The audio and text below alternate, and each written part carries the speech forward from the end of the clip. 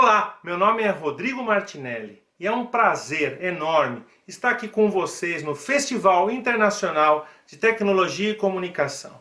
Como eu disse para vocês, meu nome é Rodrigo, eu moro aqui em Dallas, no Texas, eu tenho mais de 20 anos de experiência na área de tecnologia. Atualmente, sou vice-presidente e gerente-geral da Rackspace Technology para a América Latina e também tenho o cargo de VP para Américas de Marketing e Geração de Demanda. Como eu falei, é um prazer estar aqui com vocês e hoje nós vamos falar de um assunto muito interessante, um assunto que eu gosto muito de conversar e é por isso que quando a organização me convidou, eu disse devemos falar sobre esse assunto, que é a descentralização dos dados por conta do 5G. Mas aí vem a primeira pergunta: aonde estão os nossos dados? É óbvio que existem muitas respostas para essa pergunta. Os dados podem estar na nuvem, os dados podem estar no meu telefone, os dados podem estar num arquivo, num HD, mas a verdade é que os dados eles estão sempre trafegando nessas nossas redes e eles estão, na grande maioria das vezes, armazenados num data center. E para que a gente possa falar sobre como funciona a descentralização dos dados por conta do 5G, não existe maneira melhor do que entender por que existem os data centers. Os data centers, eles existem por um problema muito interessante que foi resolvido lá atrás, a latência de rede. Os data centers, eles armazenam essas informações e esse foi um modelo que foi criado por uma necessidade simples. Como trafegar esses dados na velocidade mais alta possível. E a maneira como foi criado isso, a maneira como foi solucionado esse problema, foram as criações dos grandes backbones. Não sei se você sabia, mas um backbone ele consegue trafegar 100 gigabits por segundo. E é por isso que as grandes telcos criaram esses backbones super poderosos para fazer a transferência desses dados de um lado para o outro. E aí os data centers, eles começaram a armazenar, ou seja, traduzindo em miúdos, quando a gente pensa, por exemplo, numa transação de cartão de crédito, o que o data center fez foi que os servidores daquela transação, eles estavam, na grande maioria das vezes, próximos uns aos outros, essas autenticações passavam através de links até o backbone, até essa fonte para processar e autenticar essa transação. Isso melhorou muito a velocidade. Ou seja, às vezes o servidor do cartão de crédito e o servidor do banco até poderiam estar no mesmo data center, facilitando essa transmissão, aumentando a velocidade dessa transação. E isso foi assim que foi criado. Hoje, não sei se você sabe, mas no mundo existem 8,4 milhões de data centers no mundo inteiro.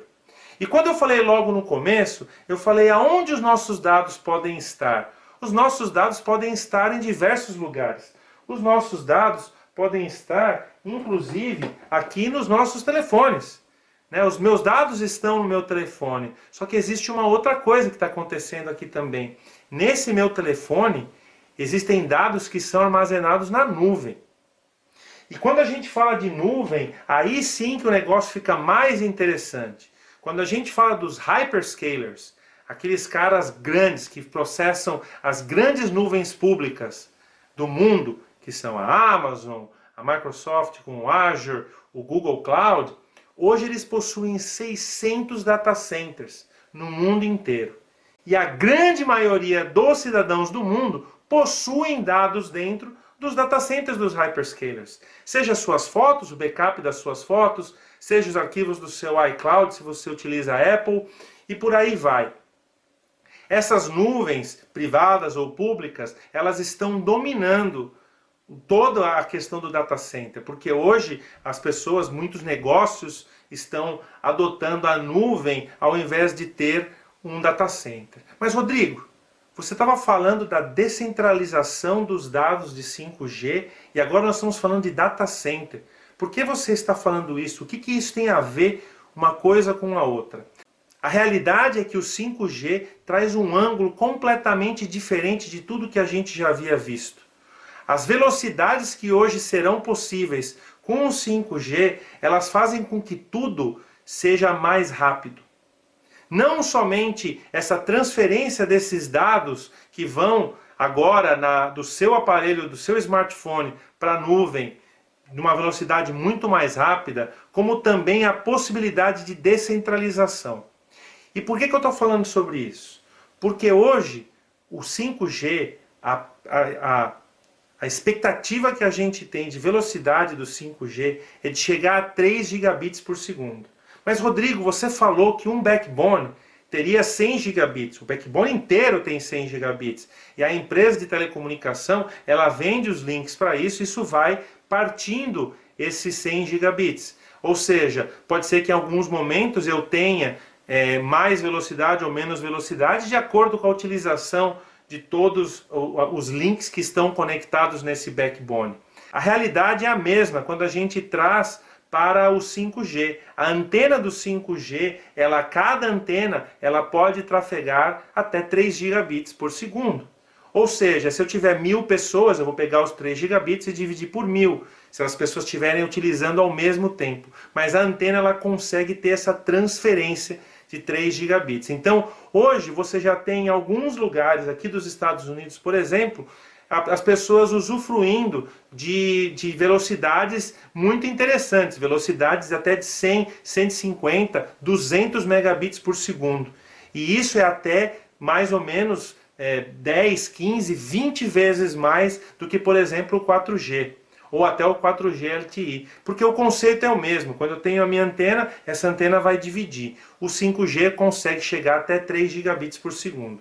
Mas Rodrigo, eu não entendi ainda. Por que você está falando da antena do 5G e do backbone? Bom, porque na verdade, quando a gente olha a quantidade de antenas que a gente pode ter disponível versus a quantidade de backbones que a gente pode ter disponível, a verdade é que a gente vai ter muito mais antenas do que backbones disponíveis. A possibilidade de você ter um acesso a uma velocidade muito maior através do 5G, ela é muito mais provável do que você ter acesso a um backbone na sua casa.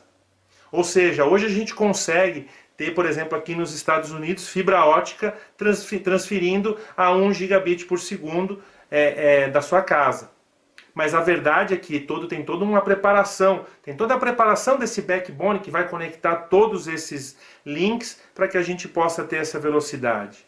A verdade é que também o 5G, a partir do momento que eu tiver antenas suficientes, a gente pode chegar a velocidades ainda maiores. Velocidades de 500 megas, quem sabe até 1 giga, dependendo da quantidade de antenas. E é aí que esse fenômeno, que eu estou chamando de descentralização, que o 5G vai fazer dos nossos dados, vai acontecer.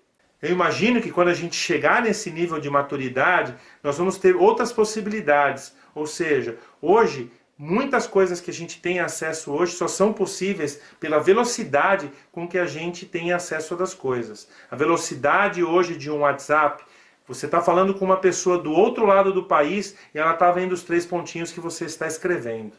Agora você imagina isso tudo contando que você tem uma velocidade de 10 megas, ou quem sabe até de 20, 30, 40 megas, que é o que a gente experiencia hoje aqui no 4G LTE, aqui nos Estados Unidos. A partir do momento que a gente tem uma velocidade muito maior, o que mais que a gente pode fazer com isso? É aí que mora o ponto.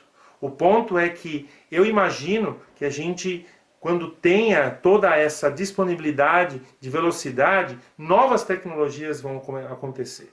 Novas possibilidades vão acontecer. E é aí que vai o ponto da nossa palestra aqui, da nossa conversa. A descentralização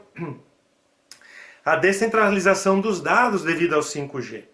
Hoje, a necessidade de termos 8,4 milhões de data centers é porque a gente ainda é dependente muito das nossas comunicações através do backbone, através da fibra.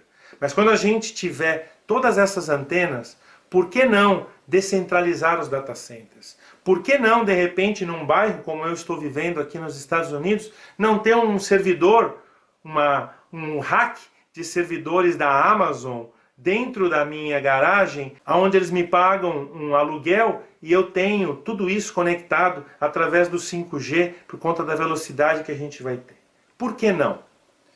A questão é que quando nós pensamos em acelerar ainda mais a nossa conexão, a gente começa a abrir possibilidades inúmeras.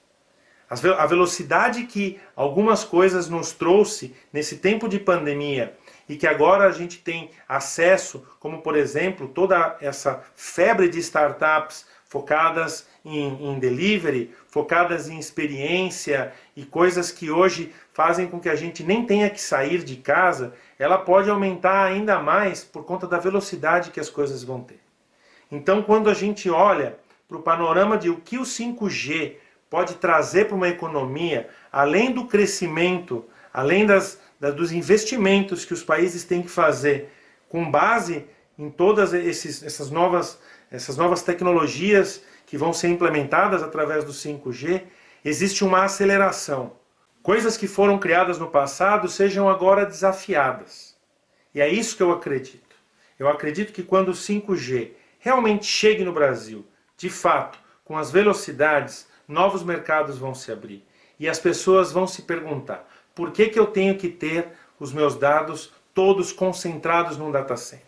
Antigamente a gente tinha pavor de pensar que um data center pudesse ter algum problema. Eu trabalhei com data centers muito tempo.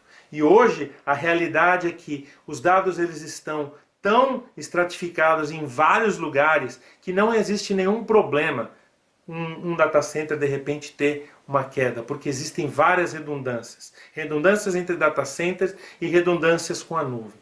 Hoje, se você perdeu o seu telefone, a grande verdade é que você deve ter um backup desse telefone na nuvem, de alguma maneira, na nuvem da Apple, na nuvem do Google, na nuvem da Samsung, na nuvem de alguém. Que pode ser que um hyperscaler esteja fazendo o trabalho, ou pode ser realmente até um data center próprio da Apple.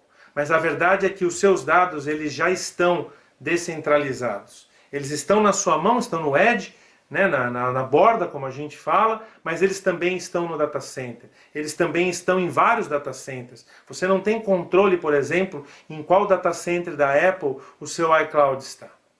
E esse é o grande ponto. O grande ponto é olhar para o futuro e entender que o 5G não somente vai desafiar tudo que nós temos hoje, como vai desafiar tudo que nós estamos fazendo já há muito tempo. Essa foi a minha palestra, espero que vocês tenham gostado e, mais uma vez, um prazer enorme participar do Festival Internacional de Tecnologia e Comunicação com a minha palestra, a descentralização dos dados por conta do 5G. Meu nome é Rodrigo Martinelli, é um prazer enorme compartilhar um pouco de conhecimento com vocês, espero que vocês tenham gostado. Tchau!